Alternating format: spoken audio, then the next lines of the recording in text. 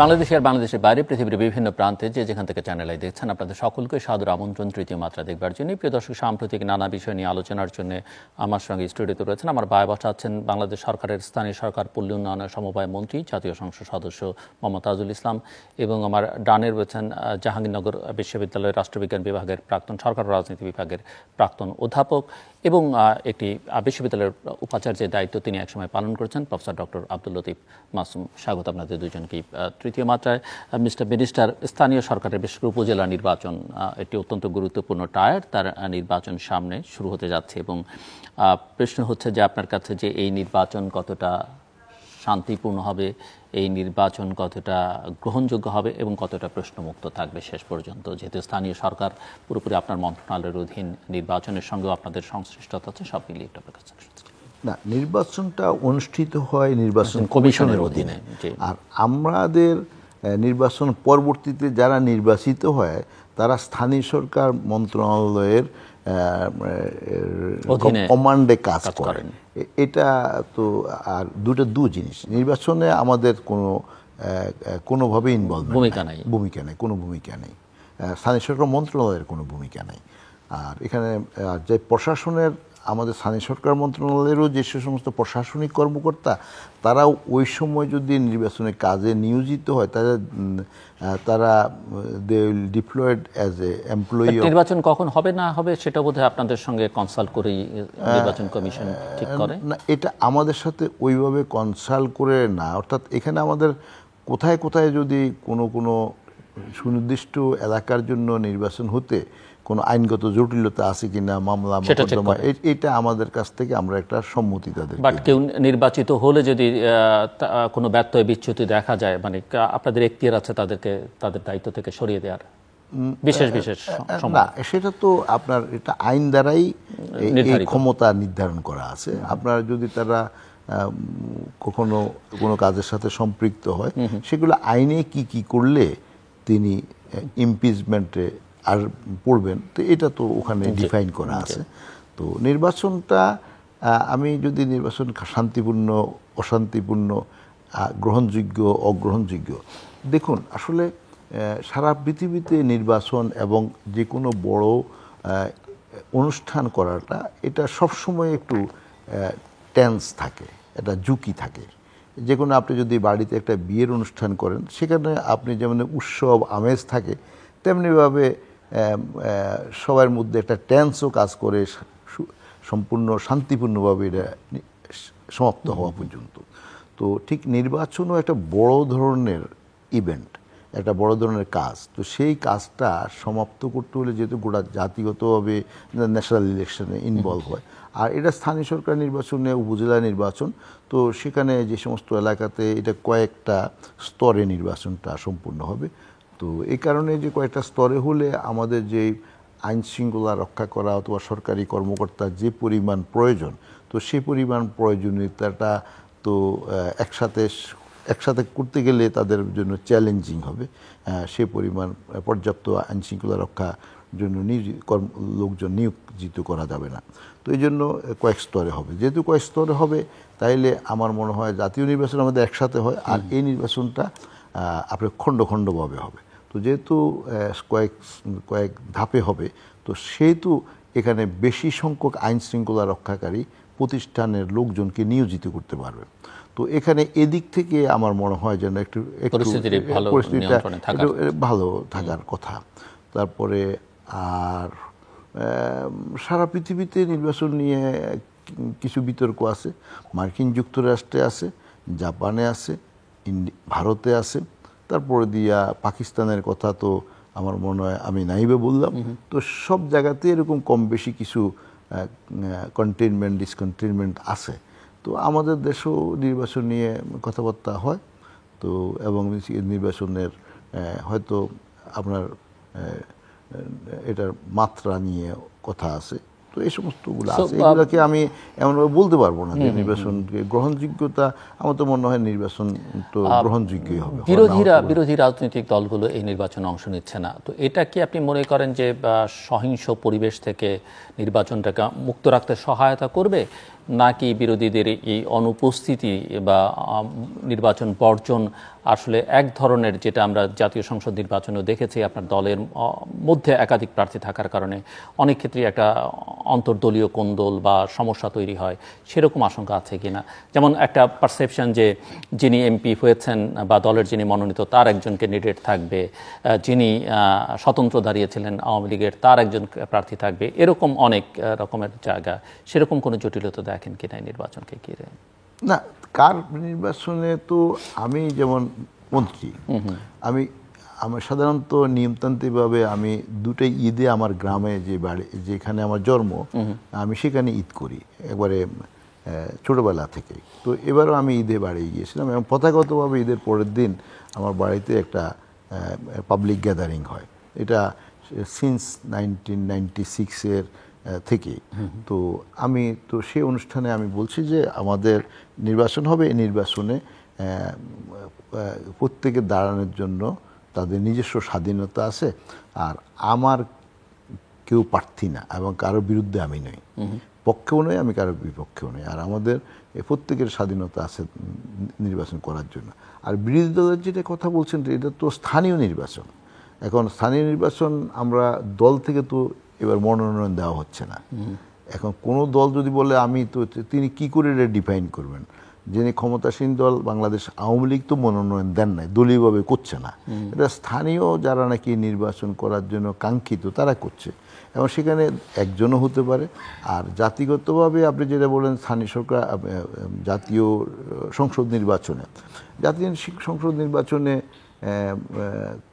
কেউ কেউ কোনো রাজনৈতিক দল যোগদান না করলেও অনেক রাজনৈতিক দল যোগদান করেছে। যেমন আমার এখানে আমাদের 6-7 জন প্রার্থী ছিলেন, তো বিভিন্ন দলের। আর আমাদের দলের পরিচিত এমন কেউ নির্বাচন করে নাই। তো এখন এটা আমাদের দল থেকে আবার তখন একটা সম্মতি দেওয়া হয়েছিল যে দলের কেউ যদি মনোনয়ন না পাওয়া সত্ত্বেও যদি নির্বাচন করতে চান, তাহলে তাকে দলের শৃঙ্খলা ভঙ্গের অভিযোগে তার বিরুদ্ধে শাস্তির ব্যবস্থা নেওয়া হবে না।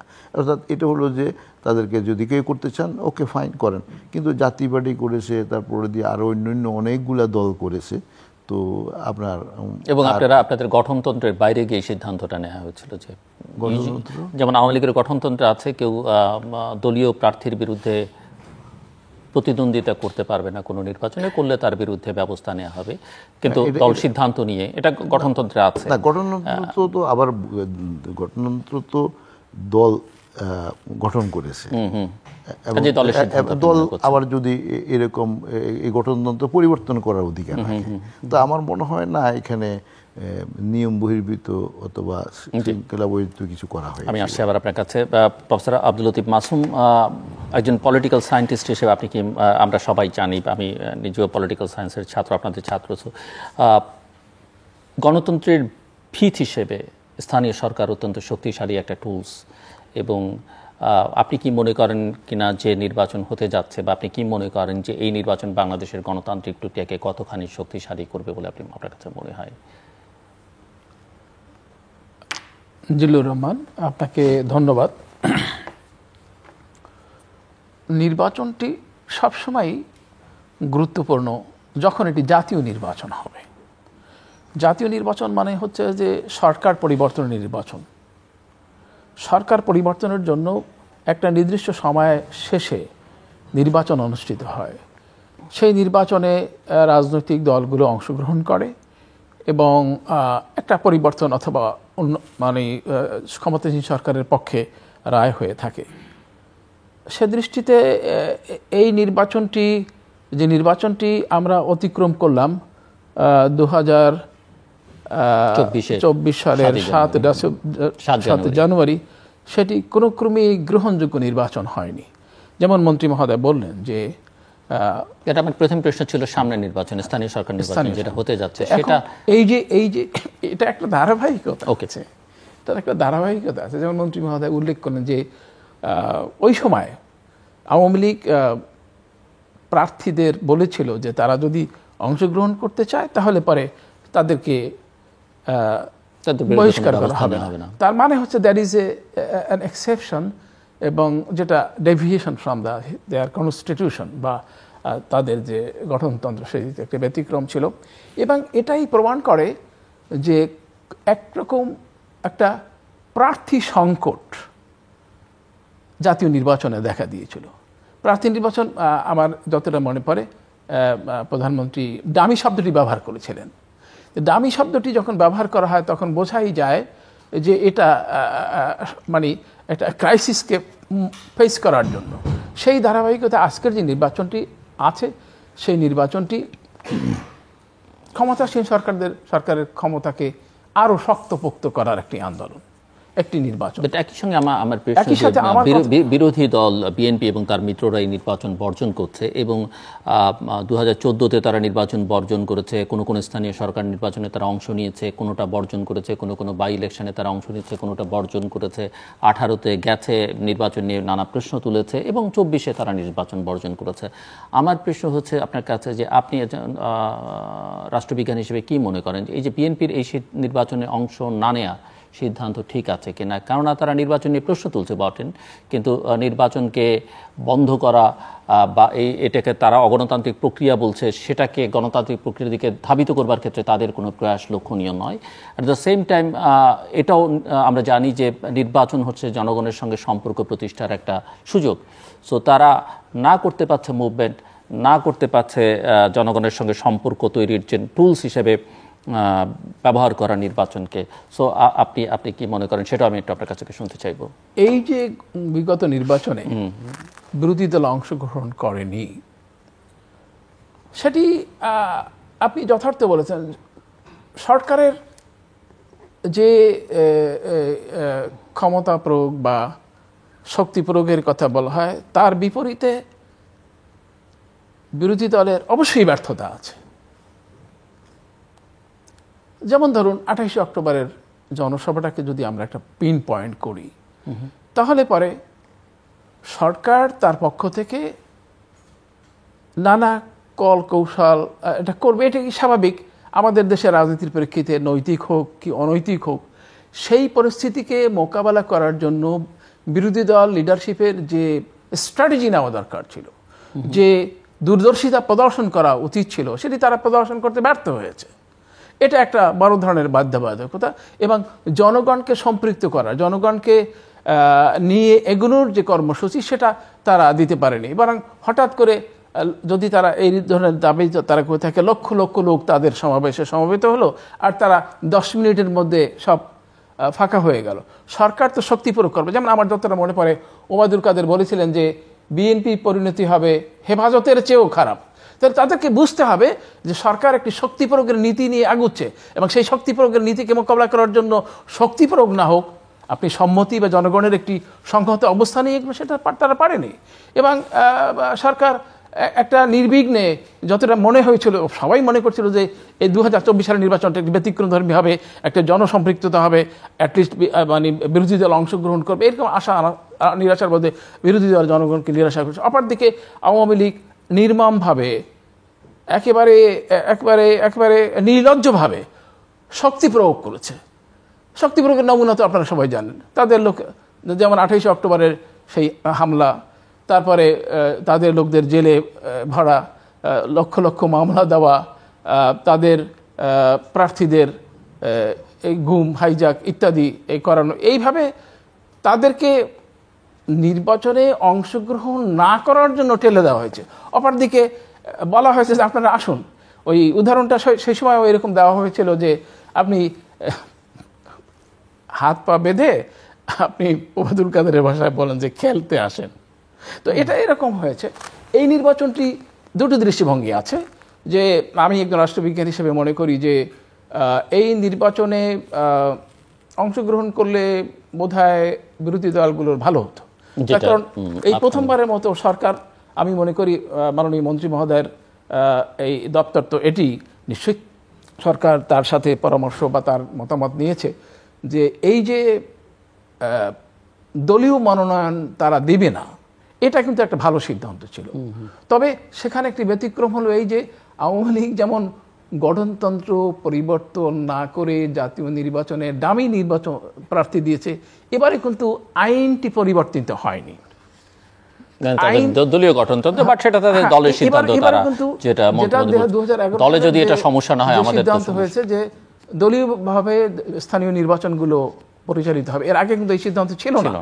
বাংলাদেশের যে সমাজ, বাংলাদেশের যে সংস্কৃতি, বাংলাদেশের যে গ্রামীণ সমাজ, তাতে এটি এই নির্বাচনে যে কেউ চাইলে দলীয় প্রতীকে করতে পারে, যেমন জাতীয় পার্টি করবে সিদ্ধান্ত নিয়েছে। দলীয় প্রতীকে আওয়ামী লীগ করবে না, সুযোগ নেই তো। না, জাতীয় পার্টি করবে, আছে দলীয় প্রতীকে শুধু আওয়ামী লীগের নিজস্ব সিদ্ধান্ত যে তারা প্রতীকে নির্বাচন করবে না। কিন্তু মানে এটা এই যে দলীয় প্রতীকে নির্বাচন করার সুযোগ, আবার আওয়ামী লীগ নির্বাচন অংশগ্রহণ করছে কিন্তু দলীয়ভাবে না, মূল অর্ডিন্যান্স বা আইনটি পরিবর্তন হয়নি, এটা আবার একটা ব্যতিক্রম ধর্মী ঘটনা। ইভেন দেন আমি মনে করি যে সিদ্ধান্তটা এটা ভালো সিদ্ধান্ত ছিল। বিএনপি বা অন্য অন্য রাজনৈতিক দলগুলো ইচ্ছা করলে তাদের শক্তি প্রদর্শন করতে পারতো, ক্ষমতা প্রদর্শন করতে পারতো, এবং তারা তাদের পার্টিসিপেশনের মাধ্যমে এগিয়ে যেতে পারতো।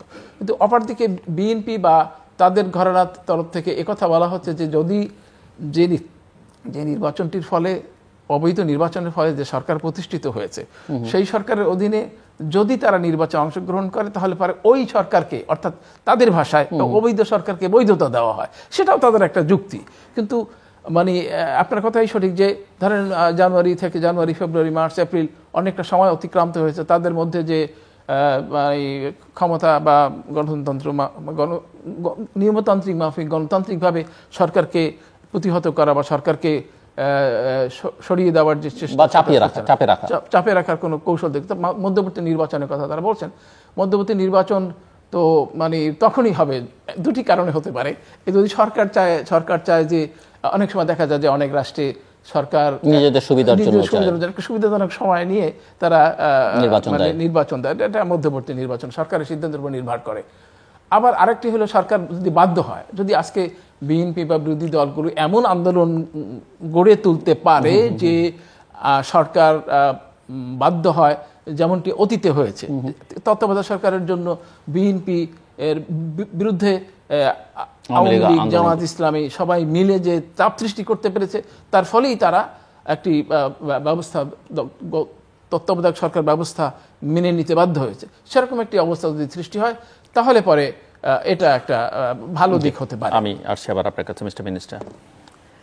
না, আমি ওনার বক্তব্য যেখান থেকে আরম্ভ করেছেন 28 অক্টোবরের কথা বলেছেন উনি, যে আন্দোলন, সরকার সেখানে দমন নিপীড়নের ভূমিকা নেবে, তো এটাই স্বাভাবিক, এবং বিরোধী দল সেটাকে ওভারকাম করার মধ্যে শক্তি সমর্থ থাকতে হবে, বুদ্ধিমত্তা থাকতে হবে। কিন্তু আমি তো দেখি না যে সেখানে সরকার কোনো দমন নীতি, প্রধান বিচারপতির বাড়িতে হামলা করার এখানে দমনের সাথে কি সম্পর্ক? তারপরে যে পুলিশের হাসপাতালে হামলা করে রোগীদেরকে আপনার আতঙ্কিত করা এবং আগুন লাগাইয়ে দেওয়া, অ্যাম্বুলেন্স পোড়াইয়ে দেওয়া, বিচারপতিদেরকে আপনার অ্যাপার্টমেন্টে হামলা করা, তারপরে দিয়ে পুলিশের অ্যাপার্টমেন্টে হামলা করা, প্রকাশ্য দিবালোকে একটা ক্যামেরায় দেখানো হলো যে একজন পুলিশের সিপাহী সে দাঁড়িয়েছিল, তাকে পিটে হত্যা করা হয়েছে। এবং তো এটার সাথে এরকম অপরাধজনিত, এটা কি অপরাধ বলবেন না রাজনৈতিক কর্মসূচি বলবেন? তখন অপরাধ করলে আপনার বিরুদ্ধে ব্যবস্থা নিতে হবে না? এখন এরম অপরাধ করার সাথে যিনি জড়িত, অথবা যাদের নির্দেশে যারা নাকি করেছেন, তারা যখন বলে যে অমুক তাদের দলীয় সিদ্ধান্তে করেছে, তাই দলের যারা সিদ্ধান্ত দিয়েছেন তারা কি এর সাথে উনি কি ওনার দায়িত্বটা অস্বীকার করতে পারবেন? এবং তাকে গ্রেপ্তার করলে যদি বলা হয় যে তাকে পলিটিক্যাল আপনার কি বলে যে অ্যারেস্ট, পলিটিক্সকে আপনি কোথায় পাইলেন এখানে? আপনার রাজনৈতিক কর্মসূচি যেটা আপনি দিলেন সেটা তো গভর্নমেন্ট কোনো বাধা দেন এবং সেখানে থাকেও নেই গভর্নমেন্ট, এবং সারাদিন মিডিয়া দেখানো হয়েছে, আমি নিজে মিডিয়াতে দেখেছি যে কোথায় তো কোনো রকম ছিল না। আপনার অনাহুদা কেন পুলিশের উপর হামলা করলেন, প্রধান বিচারপতি, এগুলো তো বাংলাদেশের ইতিহাসে, পাকিস্তান যখন এই দেশ ছিল তখনকার ইতিহাস তো নাই। বঙ্গবন্ধু এত বড় আন্দোলন করছেন, কই প্রধান বিচারপতি অথবা বিচারপতিদের আপনার ক্যাম্পাসে হামলা করা এরকম নজির তো নেই। তখন আপনারা এটা কোত্থেকে আবিষ্কার করলেন? আর এটাকে ডেমোক্রেসি যদি বলেন, তো উনি পলিটিক্যাল সায়েন্সের টিচার, আমি পলিটিক্যাল সায়েন্স পড়ছি, তো এখন আমার কাছে তো দেখেন না পলিটিক্যাল সায়েন্স এখানে কোনো স্পেস আছে বলে, বরং সেটা উল্টাটা আছে। তারপরে দিয়ে আসেন আপনার ইলেকশন ইলিগেল বলেন। এখন ইলিগেল আপনি কিভাবে বলেন ইলেকশন? এখানে ইলেকট্রাল সব প্রসেস তো ফলো করা হয়েছে, ও কি কারণে বলবেন? এখন আপনি না আসলে এটা ইলেকশন ইলিগেল হবে, আর আপনি আসলে অর্থাৎ আপনাকে ক্ষমতা বসাই দিলে তাইলে এটা লিগেল হবে, আর যদি জনগণের উইল অনুযায়ী যদি কোনো সরকার গঠিত হয় সেটা ইলিগেল হবে। তো এটা তো এই যদি ডেফিনেশন পলিটিক্যাল সায়েন্সে তো আপনি নিশ্চয়ই কোথায় পড়ান নাই, পড়েনও নাই। আপনি যখন টিচার ছিলেন, পলিটিক্যাল সায়েন্সের প্রফেসর ছিলেন, তো নিশ্চয়ই আপনি পলিটিক্যাল সায়েন্স পড়ছেন। তো এখানে কোথায় তো স্পেস আমি দেখি না। আচ্ছা, সেকেন্ডলি হলো এর পরে দিয়ে আসেন যে আমি পলিটিক্যাল সায়েন্স অথবা পলিটিক্সে না গিয়ে দেখুন এগুলো তো সমস্ত অপরাধ করা হয়েছে। তারপরে পিপলস পার্টিসিপেশনের কথা বলছেন, পিপল পার্টিসিপেশন, হ্যাঁ বিএনপি জমাত যদি আসতো তাহলে পার্টিসিপেশন আরেকটু বেশি হইতো। এখন একটা যে পার্সেন্টেজ পার্টিসিপেট করার কথা, আমি তো মনে করি এটা যথেষ্ট পর্যাপ্ত পরিমাণ পার্টিসিপেশন ছিল। মার্কিন কংগ্রেসম্যান মিস্টার জিম ব্যাটস আমার সাথে 9 তারিখে আমার মিনিস্ট্রিতে দেখা করলো। আমি বললো যে impartially I came over here to visit and watch the electional procedure. I am very happy to see that the good numbers of people was waiting in the queue to vote, which is mostly absent in USA.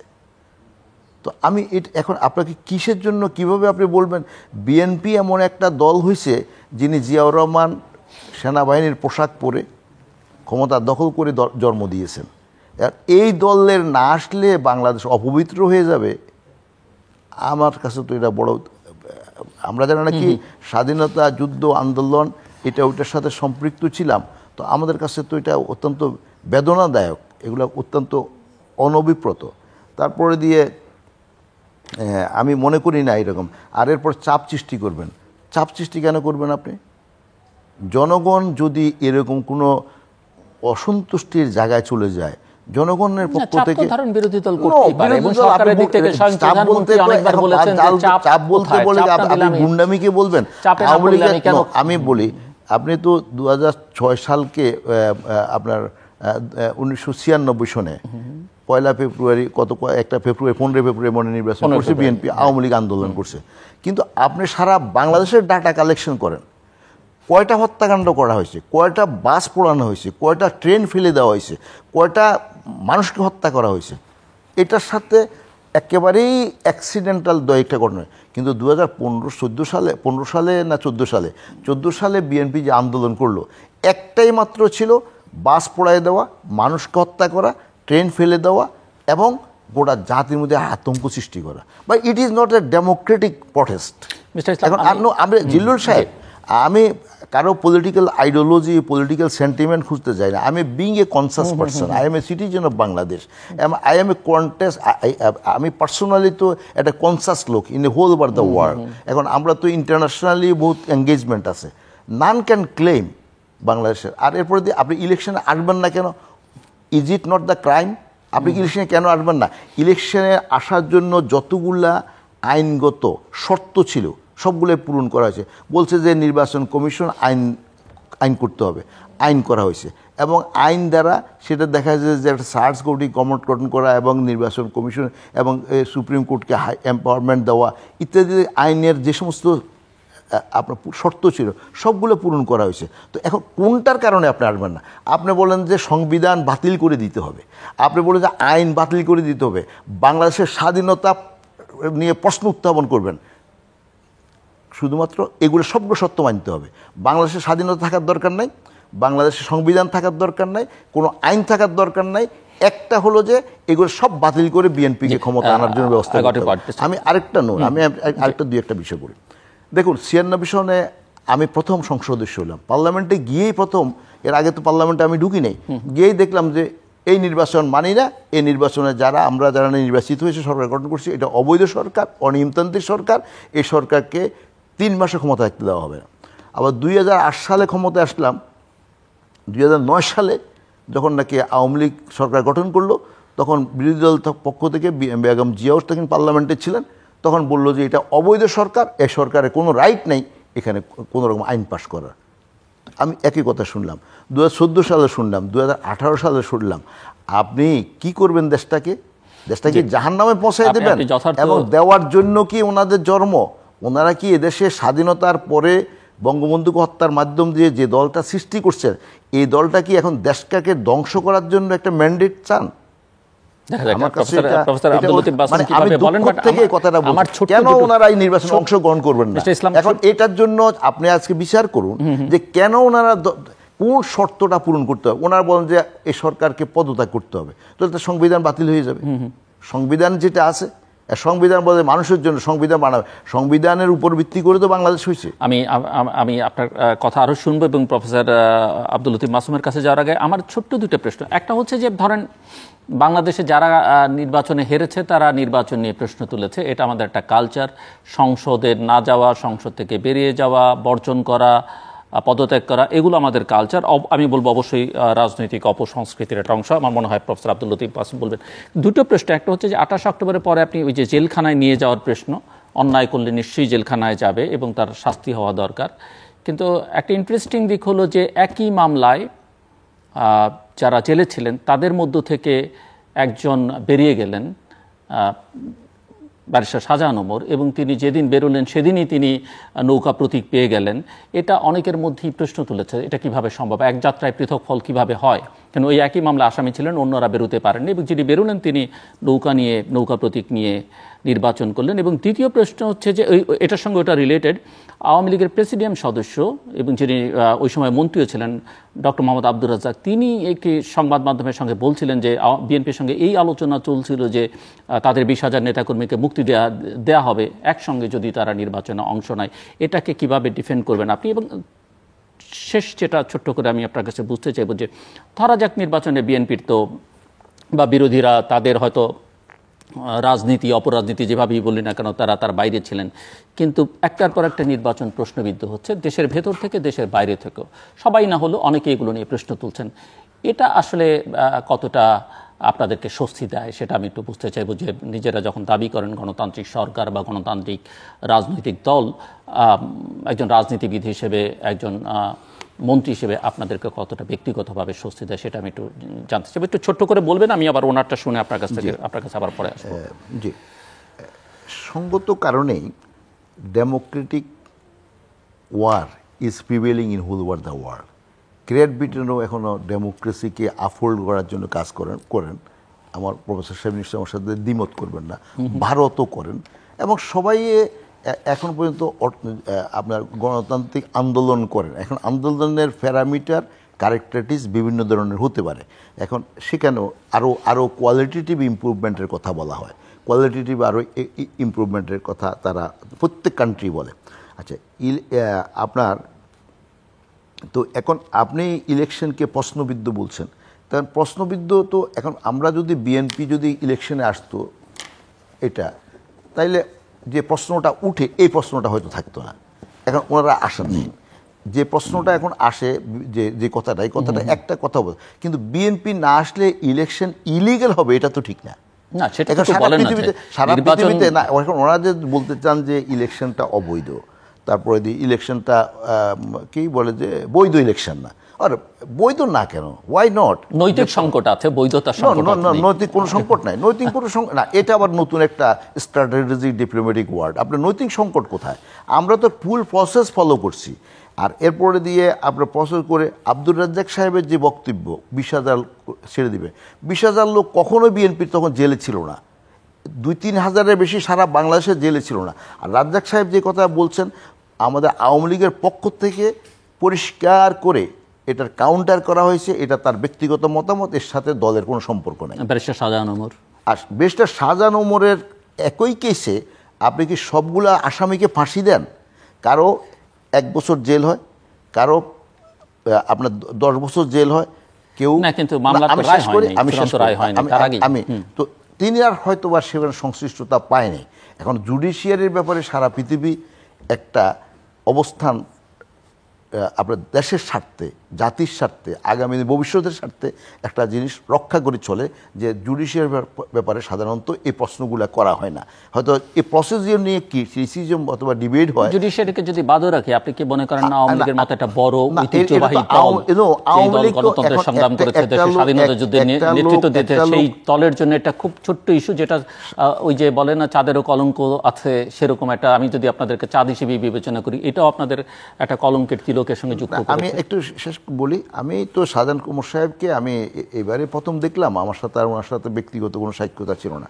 তো উনি বলছেন television সাক্ষাৎকার দিতে, আমি তো ছাত্রলীগ করতাম এবং জাতির জন্য বঙ্গবন্ধু শেখ মুজিবুর রহমানের রাজনীতি আদর্শে আমি বিশ্বাসী একজন সৈনিক। তো সেই হিসাবে আমি আপনার আওয়ামী লীগের কর্তৃক নির্বাচন করতে পারলে আমি নিজকে ভাগ্যবান মানুষ মনে করবো। এটা তো ওনার স্টেটমেন্ট। এত বছর উনি বিএনপি করেছেন, তখন তো এই কথা আমরা শুনি নাই। না, বেশিরভাগ সময় উনি আওয়ামী লীগ করছেন অথবা ছাত্রলীগ করছেন, তারপরে আবার বিএনপি করছেন বলে আমি তো আসলে ওনাকে ওইভাবে চিনতাম না।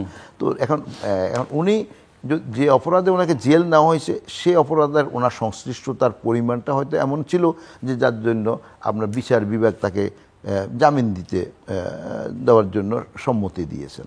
আমি যদি আইনের কথা বলি, আমি তো আইনের বাইরে গিয়ে কথা বলতে পারবো না। আমার ব্যক্তিগত যদি কোনো অনুভূতি থাকে, সেই অনুভূতি তো আমি publicly being a minister or the legislature, আমি একটা আইনসভার একজন সদস্য হিসাবে তো আমি এভাবে মন্তব্য করতে পারবো না। প্রফেসর আব্দুল লতিফ মাসুদ।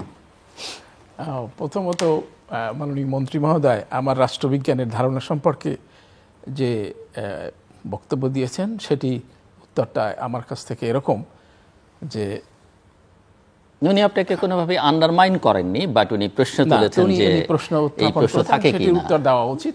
সেটা হলো এই যে রাষ্ট্রবিজ্ঞানে দু ধরনের পড়াশোনা আছে, দু ধরনের পড়াশোনা অধ্যয়ন আছে।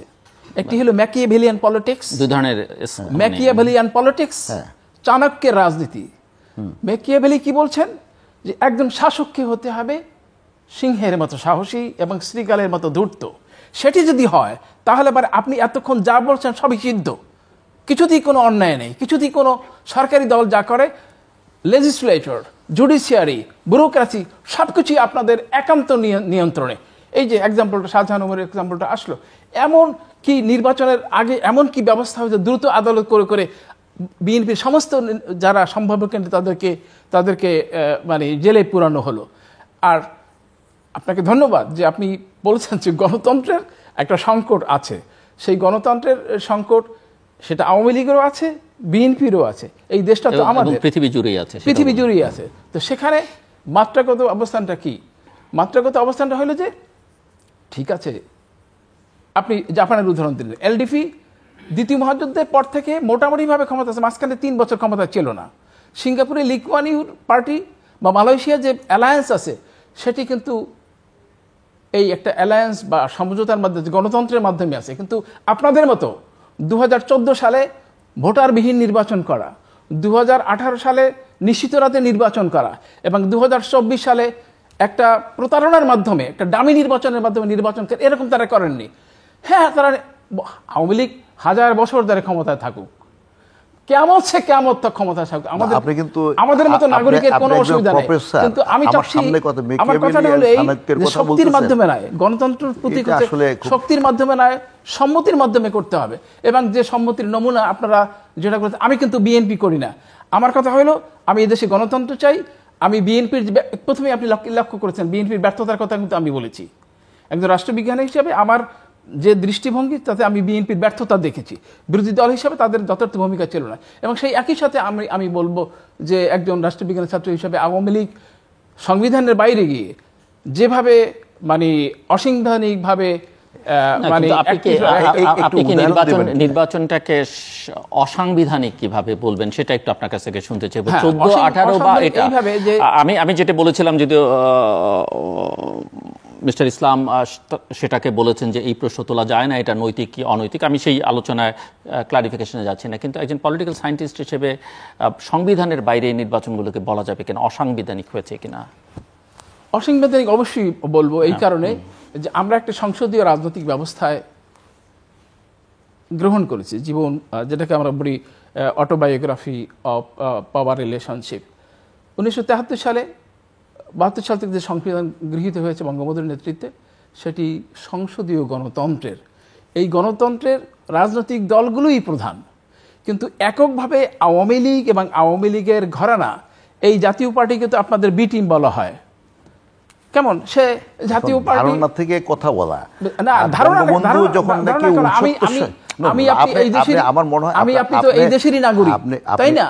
কথাগুলো আমার মনে হয়, আমি ভাবছি যে আপনি তো পলিটিক্যাল সায়েন্সের টিচার, জি, আমি পড়ছেন ছাত্র, আপনি মেকিয়াভেলি এবং চাণক্যের কথা উদাহরণ দিয়েছেন, যে আমি বলে নাই, আরো বহু উদাহরণ তো আছে, কিন্তু এখানে কি কোনো জায়গা আছে যে এখানে কোনো স্পেস আছে? আপনার কথাগুলো আমার মনে হয় আমার কথাগুলো শেষ করে আমি আসছি আপনার কাছে মিস্টার।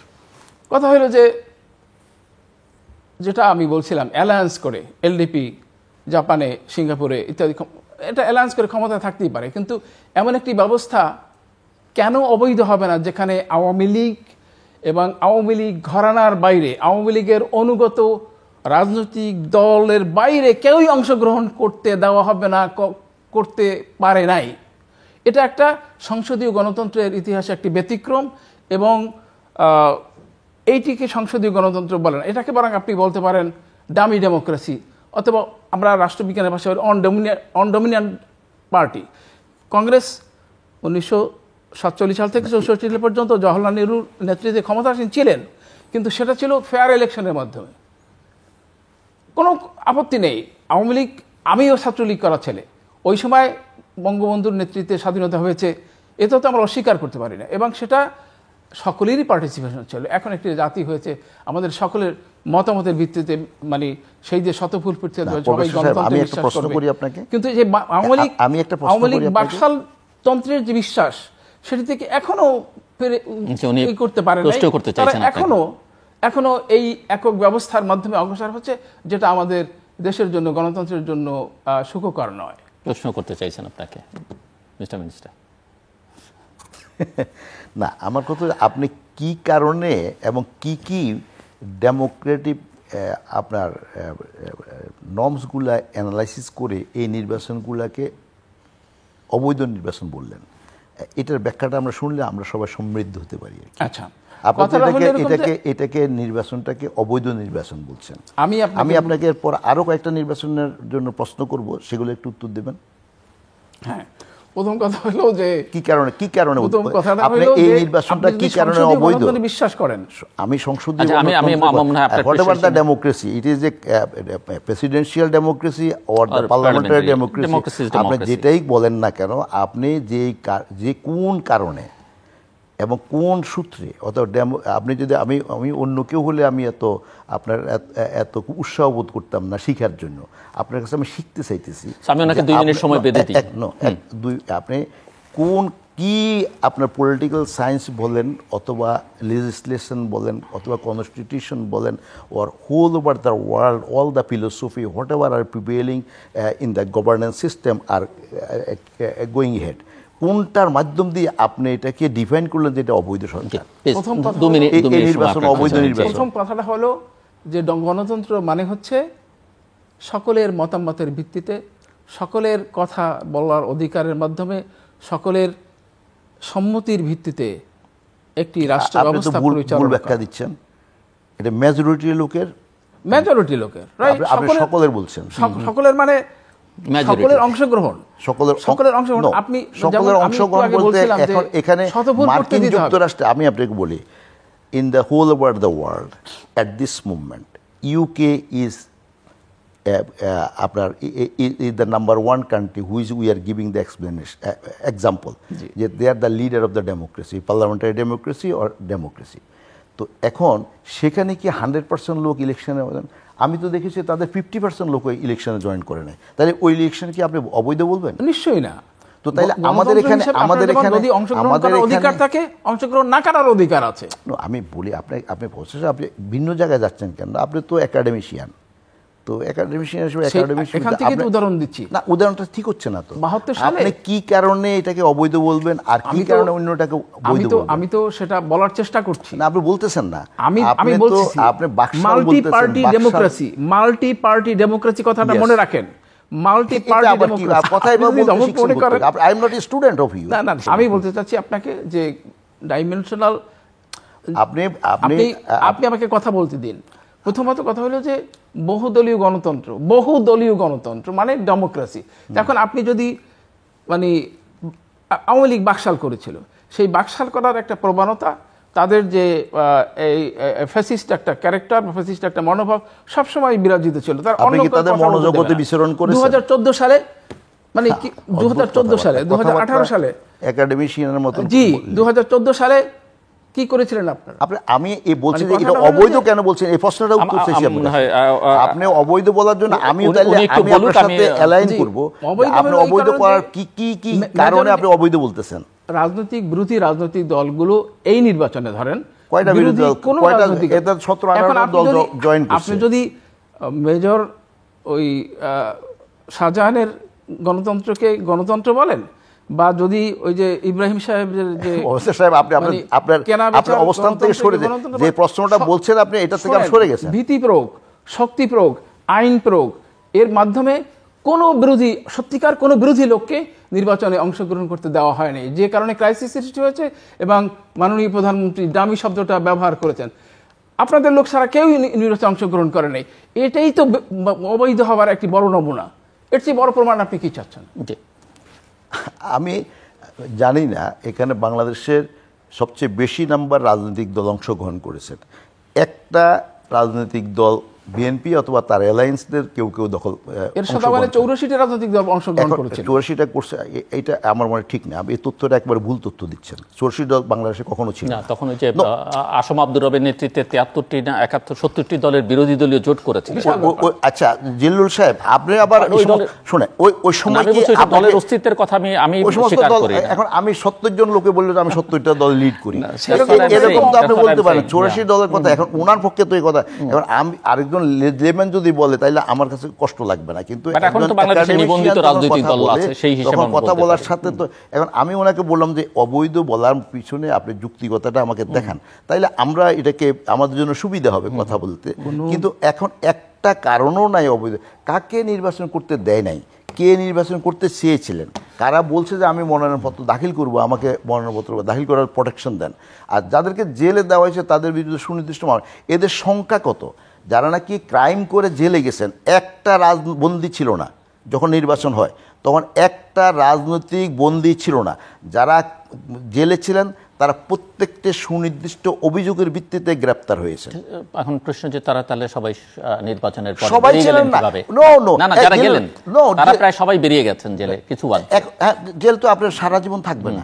এখন এখানে তখন পর্যন্ত কত পার্সেন্ট বিএনপি যারা ইলেকশন করে তাদের 5% জেলে ছিল না। যারা ইলেকশন করে, প্লিজ প্রফেসর সাহেব, আপনার 5%, আপনার যদি সংখ্যা দিয়ে বিচার করতে চান, আর আপনার 20,000 লোকের কথা বলছেন জেলখানায়, টোটাল 2,000 লোক সারা বাংলাদেশে জেলে ছিল না।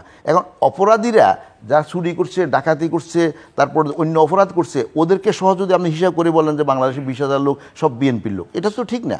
বিএনপির সব বিরোধী দলের রাজনীতি আপনার কাছে অপরাধী, সকল বিরোধী রাজনীতিবিদরাই। কালকেও বলেছেন প্রধানমন্ত্রী যে কোনো আপনি ঠিক বলছেন না। আপনি আপনার ইন্টিগ্রিটি লেভেল থেকে, আপনার পজিশন থেকে আমার মনে হয় এই কথাটা আপনার মুক্তি আসতে পারে, অন্য কেউ বললে মানানসই হয়। কিন্তু আপনি being academician, you are the teacher of the university, তো আপনার পক্ষ থেকে কথাটা এমন কিছু কথাই স্বাভাবিকভাবে শুনেন। আমি সরি, তো এখন বিষয়টা হলো যে কি, আমাকে আমরা ইস্যুভিত্তিক কথা বলছি, আপনি অবৈধ বলার জন্য কিছু যুক্তি আমাকে দেখাইতে হইব।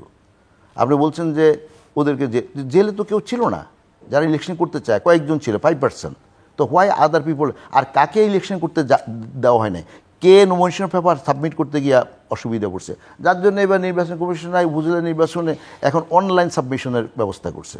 তো তখন তো অনলাইনের ব্যবস্থা ছিল, তো আপনারা সাবমিট করতেন। কে বাধা দিয়েছে, কাকে ইলেকশন করতে গেলে বাধা দেওয়া হয়েছে? আমি তো বিরোধীরা তো তত্ত্বাবধায়ক সরকারের অধীনে নির্বাচন এই কথা বলেন। তত্ত্বাবধায়ক সরকার is no more exist in the constitution at this moment. তত্ত্বাবধায়ক সরকার আমরা করেছি, কিন্তু বাট যখন প্রয়োজন নেই তখন এটা ফুরিয়ে গেছে। হ্যাঁ, right, আমি এটা Machiavellian politics। আপনি Machiavellian politics এই কথা বলা হয় নাই। এখানে হলো যে আমি বিকেলে পলিটিক্যাল সায়েন্স পড়ছি ভাই, আমাকে শিখেন না। এখানে বিষয়টা হলো যে কি, এখানে আপনার ওরা তত্ত্বাবধায়ক সরকার চান। তত্ত্বাবধায়ক সরকারের প্রশ্নটা যদি আসে, বিএনপি যখন ক্ষমতায় আসলেন 2006 সালে, তখন এক সালে ক্ষমতা আসলেন, 1 সালে আইসা 6 সালে তারা ইমিডিয়েট রিটায়ার্ড চিফ জাস্টিসের কাছে ক্ষমতা হস্তান্তর করবেন। তারা এটা না করে কি করছেন, কোনো ক্যাডারের কোনো অর্গানের কারো বয়স, চাকরির বয়স না বাড়াইয়া বিচারপতিদের বয়স বাড়ানো। কি উদ্দেশ্যে? যে blunder on the part of BNP. এটা বিএনপি ন্যায় করে নাই, অন্যায় করেছে এবং তাদেরকে কুফল, এই কুফলের পিছনে আমি আপনাকে সহযোগিতা করে, আপনি কথা না বললে না, আমি আপনাকে বিএনপির লোক বানাচ্ছি না। করেছে এটাই সূচনা, তাদের পতনের সূচনা, তাদের পতনের সূচনা। এক্স্যাক্টলি, আমি তো আমি সে কথা, তারা সেদিন তখন KM হাসানকে যাতে নাকি না বানানো যায় এই জন্য বিচারপতিদের আচ্ছা বাড়াইছে। এখন এটার কারণে ক্রাইসিসটা দেখা দিছে। তারপরে কি হলো, 1/11 হলো।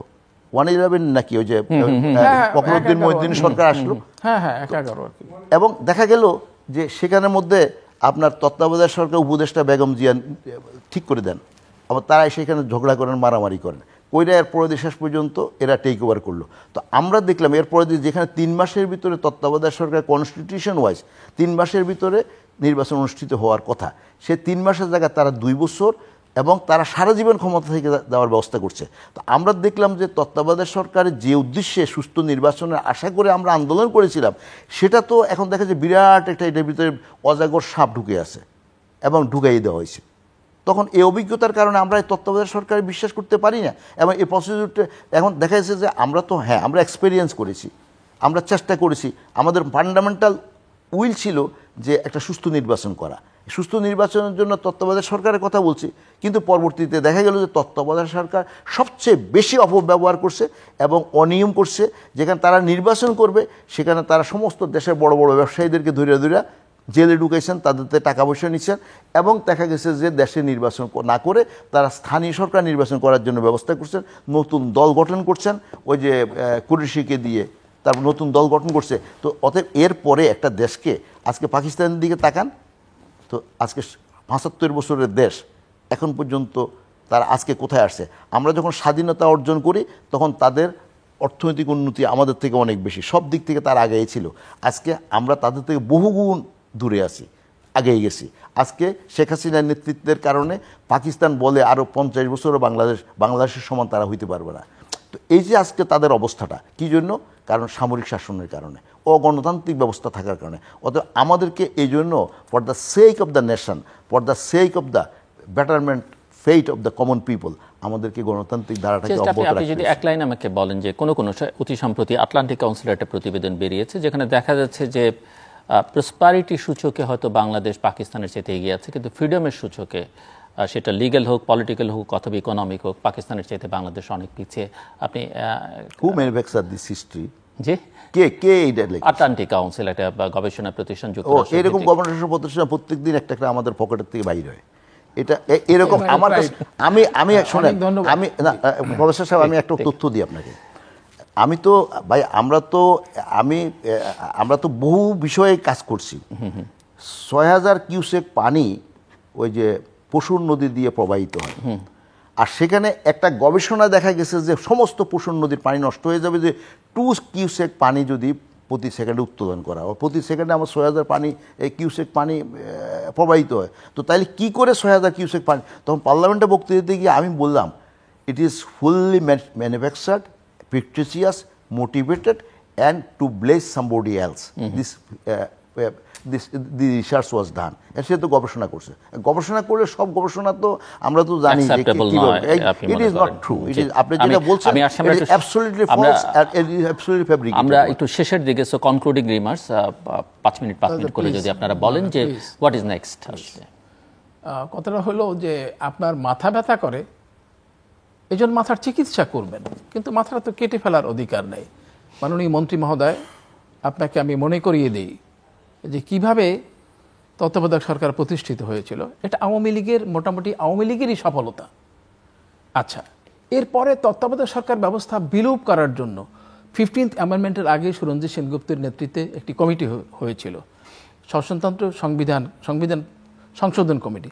সেখানে প্রায় একজন বাদে সমস্ত সদস্যরা এই তত্ত্বাবধায়ক সরকার ব্যবস্থা রাখার জন্য সুপারিশ করেছিল। এক, দ্বিতীয়ত যারা এমিকাস কিউরি ছিলেন, আপনি জানেন এমিকাস কিউরির প্রায় সকলেই তত্ত্বাবধায়ক সরকার ব্যবস্থার জন্য বলেছিলেন, এমনকি একজন বাদে যে আদেশের বদলে বলে তত্ত্বাবধায়ক সরকার ব্যবস্থা অকার্যকর করা হলো, বাতিল করা হলো, সেই জাস্টিস এবং সেই সুপারিশে তারা করেছিল যে আরও 2-3 বছরের জন্য 2-3 বার এই তত্ত্বাবধায়ক সরকারের অধীনে নির্বাচন হতে পারে, কিন্তু তা কোনো কিছুই গ্রহণযোগ্য না করে ওরা বলছিল যে জুডিশিয়ারির অংশগ্রহণ দলীয় একটা প্রবণতা সৃষ্টি করে।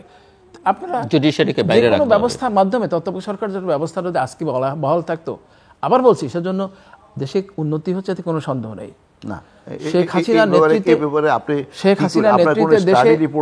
দেশে উন্নতি হচ্ছে, দেশের প্রবল দেশে উন্নতি হয়েছে, এতে কোন চোখ বন্ধ করে রাখতে হবে না। আমি একজন সিটিজেন হিসাবে, আমি দলীয় ব্যক্তি নই, আমি যেটা অন্যায়, যখন আপনার মন ভালো লাগবে না তখন আপনি বলবেন যে এটা ভালো না, আর আমি যদি ভুল বলি বা যদি শুধরাতে চেষ্টা করি তখন বলবেন ভুল, এটা তো ঠিক না। তো কথাটা হলো যে বলছেন যে উন্নতি হয়েছে, ওই যে বিজ্ঞানের কথা বলি না আমরা, বিজ্ঞান দিয়েছে আমাদেরকে বেগ, সেই যাযাবারের কথা, বিজ্ঞান দিয়েছে আমাদের বেগ, কেড়ে নিয়েছে আবেগ। বাংলাদেশে এতে কোনো সন্দেহ নাই যে ট্রেমেন্ডাস ডেভেলপমেন্ট হয়েছে শেখ হাসিনার নেতৃত্বে, কিন্তু কেড়ে নিয়েছে আমাদের গণতন্ত্র, আমাদের অধিকার। এটা একটা নির্মম সত্য কথা। তো সুতরাং এই অবস্থা থেকে আমাদের প্রত্যাবর্তনের জন্য এই বিশেষ করে এই নির্বাচন, এই যে ইমিডিয়েট নির্বাচন যেটা 2007 সালে 7ই জানুয়ারি যেটা হলো, সেটার পরিবর্তে এখন যদি আপনি মন্ত্রী মহোদয়, আপনার কাছে আমি এই জনতার মাধ্যমে আপনার কাছে বিনীত অনুরোধ করতে চাই যে একটি গ্রহণযোগ্য নির্বাচনের যদি ব্যবস্থা করেন আপনারা, মধ্যবর্তী একটা নির্বাচন হয়, তাহলে পরে কিন্তু এই ঝগড়াটা মিটাবে। শেখ হাসিনা শুধুমাত্র এই দেশের প্রধানমন্ত্রী না, তিনি জাতির জনকের কন্যা এবং তিনি এই জাতির অভিভাবক, এতে কোনো তো সন্দেহ নেই। সুতরাং আপনাদের মতো ব্যক্তিত্ব মানুষেরা আছেন, সুতরাং আপনারা যদি এই যে একটা মানে অবৈধ বলেন, অসমাপ্ত বলেন বা অনৈতিক বলেন, যে ব্যবস্থাটি, যেই বিশেষণগুলো প্রয়োগ করা হয়, এটি একটি মধ্যবর্তী নির্বাচনের মাধ্যমে শেষ হতে পারে। এবং আমরা মনে করি যে আপনার মতো অভিজ্ঞ রাজনীতিবিদ বা আপনার মতো প্রবীণ রাজনীতিবিদের মাধ্যমে আমরা যদি একটা দ্বিতীয় নির্বাচনে, সেটা যদি আওয়ামী লীগ তো আর গায়ের জোরে ক্ষমতা আসতে চায় না, যদি জনগণ ভোট দেবে, সেটার মধ্যে যে অসুবিধাগুলো দেখা দিয়েছিল সেই অসুবিধাগুলো দূর করে, এতে কোনো যদি ভালো হবে বলেই আমার ধারণা। আমাদের অনুরোধ, সেটা যদি আপনারা করতে পারেন তাহলে পরে জনসাধারণ কথা বলার সুযোগ পাবে। জনসাধারণ তো এখন কথা বলতে পারে না, জনসাধারণ সমাবেশ করতে পারে না। আজকেই দেখে আসলাম ওই পল্টনে একটা মিটিং হওয়ার কথা, সেই মিটিংয়ে পুলিশ যদি বিক্ষোভকারী থাকে 100 জন, পুলিশ হয়েছে 500 জন। সুতরাং পেরে ওঠার কোনো সম্ভাবনা নেই। কোয়ার্সিভ গভর্নেন্স এর পরিবর্তে আপনার ডেমোক্রেটিক গভর্নেন্স আপনারা করবেন, সেই আশা করে কথা শেষ করি। ধন্যবাদ মিস্টার মিনিস্টার। এখন ডেমোক্রেসি, উনি বললেন ডেমোক্রেসি আমাদের উন্নয়ন হয়েছে, ডেমোক্রেসি চলে গেছে। এখন ডেমোক্রেসি কি? এম্পায়ারিজম, socialism, democracy, all this philosophy for what? For development, to fulfill the aspiration of the common people. So economic and political, yes, development, both. Political, of course, Zillur সাহেব, আপনার এখানে এই যত ফিলোসফি আছে, ডেমোক্রেসি, সোশ্যালিজম একটা philosophy, democracy, এম্পায়ারিজম, dictatorship, আপনি যেটার কথাই বলেন না কেন, আজকের সমাজ, আজকের পৃথিবীতে বলা হয় যে ডেমোক্রেসিকে সবাই এটা it is not the whole stack, but এটাতে যত ড্রব্যাকে থাকুক না কেন, তারপরে এটাকে ফলো করলে দেখা যায় সাস্টেনেবল ডেভেলপমেন্টের কথা। তো আমার তো উন্নতি হয়েছে এই কারণে যে আমার এখানে সাস্টেনেবল ডেমোক্রেসি আছে। সাস্টেনেবল অফকোর্স লিডারশিপ না থাকলে, এখন leader will contain the political will of the people, so that then তারপরে তো সেটা আপনি পাবেন প্রফেসর সাহেব। এখন এখানে আপনি ডেমোক্রেসি আছে বলে আজকে উন্নয়নগুলো হয়েছে। ডেমোক্রেসি না থাকলে ওই যে আইয়ুব খাঁর আমলে শেখ কোনো উন্নতি হাসিনা হয়নি। মানে যথেষ্ট না, উন্নতি এই কথা ঠিক না। আপনি হিসাব করেন, $140 পার ক্যাপিটা ইনকাম ছিল। আমরা সব ডাটা আছে, we are very updated man. $140 পাকিস্তানের 23 বছরের মধ্যে পার ক্যাপিটা ইনকাম ছিল। আর বঙ্গবন্ধু 3.5 বছরের মাত্র $277 নিছে, $88 দিয়ে আরম্ভ করে। তো কি করে আইয়ুব খানের আমলে কোথায় কি হয়েছে? আইয়ুব খানের আমলে কিছু ব্রিজ করছে, কিছু প্রাইমারি স্কুল করছে। এটা দেখে আমাদের এখানে কিচ্ছু ছিল না, তখন আমরা মনে করছি বহুত হয়েছে। এরশাদের আমলে আমি কারো এখন আমি এই সমস্ত সমালোচনাতে যাইতেছি না, জিয়া এরশাদের এগুলোতে কথা, কিন্তু unless otherwise Democratic culture is not prevail, ওই সমস্ত দেশে কখনোই উন্নতির লক্ষ্যমাত্রা জনগণের আকাঙ্ক্ষা পূর্ণ করবে না বলে আপনি পলিটিক্যাল সায়েন্সের ছাত্র আর আমিও, তো ওদের স্বাভাবিকভাবে আমি 100% কনভিন্স। এবং হলেও সেটা টেকসই হয় না। অবশ্যই ডেমোক্রেসির মধ্যে, আচ্ছা পলিটিক্যাল ডেমোক্রেসির মধ্যে বহু লুফহোল আছে, লট অফ ড্রব্যাক আছে, এবং absolutism is remaining in the empirism, in the আপনার ওই যে কি বলে যে সোশ্যালিজম, সেখানে অ্যাবসোলিউটিজম ইজ রিমেনিং, এবং সে কারণে সেটাকে নেগলেক্ট করে। প্লিজ আমি শেষ করি, আপনি এখন এই জন্যই এখানে সব আমি ফলো করতে পারি না, সরি। না, আমি বলছি যে ডিক্টেটিজম, তো আপনার এই যে সোশ্যালিজম, এম্পায়ারিজম, এগুলোর মধ্যে তো আপনার সবাই ডেমোক্রেটিক কালচারটাকে আজকে প্রমাণিতভাবে অতি বেশি হিতকর বলে বিবেচনা করে। এটা বেটার সবগুলো থেকে। এটা যদিও এটার থেকে অনেক দুর্বলতা সত্ত্বেও এর কোনো বেটার অপশন নাই ডেমোক্রেসির চাইতে, সেটাই বলতে চাইছেন। বলতে কিছু নাই, কোনোটাতে নাই। আর ওখানে অ্যাবসোলিউটিজমের কথা বলছে, সে ডিক্টেটররা বলতো যে রাত্রে মার্শাল ল জারি হয়েছে, সকালবেলা থেকে চাউলের দাম 15 টাকা, কিন্তু 5 টাকা বিক্রি হুকুম হয়েছে, সবাই 5 টাকা বিক্রি করে, but it did not been sustain. তো এই জন্য আপনার ডেমোক্রেসির কথা আমি এখন এত তো একাডেমিক ডিসকাশনে যেতে পারবো না, টাইমও নাই। তো এখন আপনি বলছেন যে এটা মধ্যবর্তী নির্বাচন বাংলাদেশে, এবং নির্বাচন যথাযথ সময় হয় এবং হবে, এবং এই একটা অঙ্গীকার আমাদের আছে, এবং সেই সমস্ত অঙ্গীকারটা আমরা আছে বলে এবং রক্ষা করতে পারছি বলে দেশের আজকে উন্নয়ন হয়েছে। বাংলাদেশের মতো দেশে মেট্রো রেল হবে, বাংলাদেশের $2,800 মাথাপিছু আয় হবে, PL 480 চাউল নিয়ে আমরা জীবিকা নির্বাহ করতাম।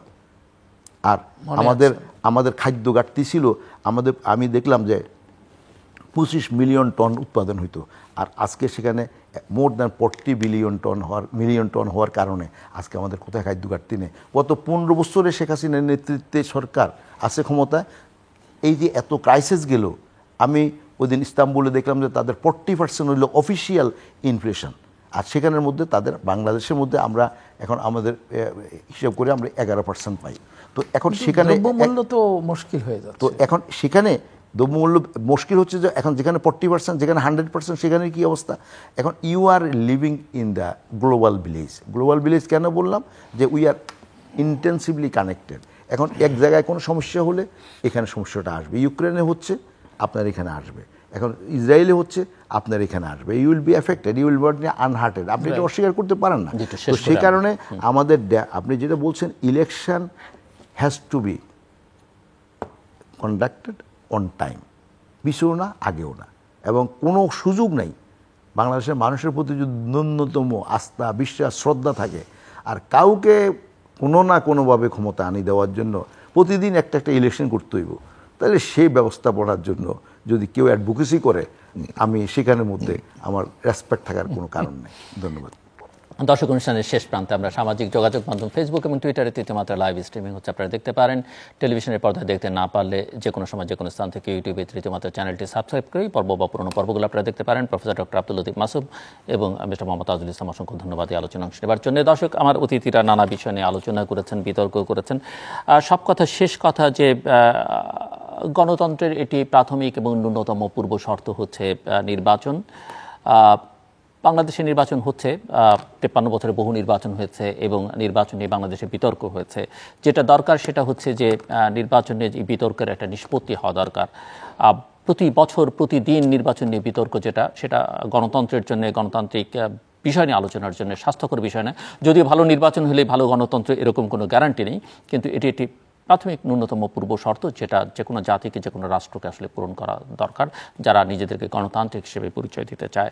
দায় দায়িত্ব বাংলাদেশে নির্বাচনকে প্রশ্নবিদ্ধ করবার সবারই আছে, কম বেশি পার্থক্য থাকতে পারে, সেটা নিয়ে আলোচনা হতে পারে, বিতর্ক হতে পারে, কিন্তু আমরা যেন কেবলমাত্র বিতর্কের মধ্যে নিজেদের নিয়োজিত না রাখি। এর জন্য যে সমঝোতার পরিবেশ দরকার, যেটাও গণতন্ত্রের একটি অপরিহার্য অংশ, ডায়ালগ, সেটা যেন আমরা করি।